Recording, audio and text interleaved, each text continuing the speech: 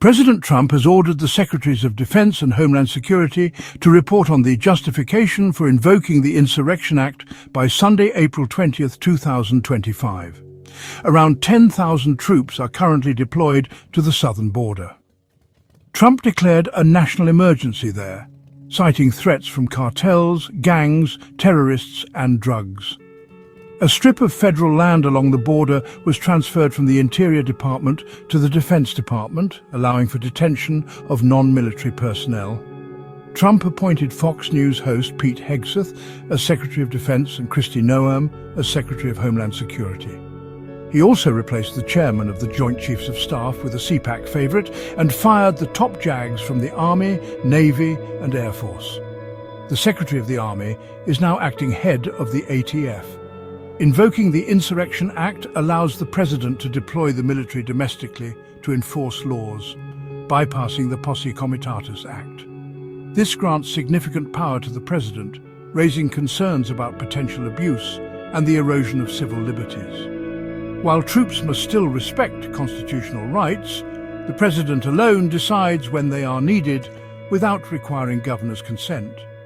The San Francisco Chronicle outlines a potential scenario where invoking the act leads to martial law, military deployment against protesters, and ultimately the arrest of the president and vice president for violating their oaths.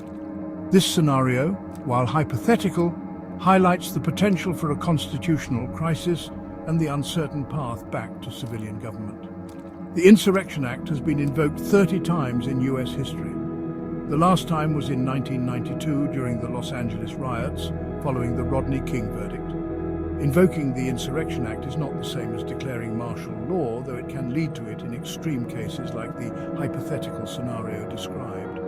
Civilian government nominally remains in charge, with the military acting under presidential orders to enforce civilian laws. Experts have weighed in on the implications.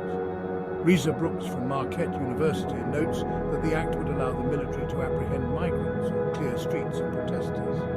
Corey Shark from the American Enterprise Institute emphasizes that invoking the act is not the same as declaring martial law. Retired military professors express concern about constitutional loyalty and the potential dangers of the act, emphasizing that oaths are to the Constitution, not to individuals.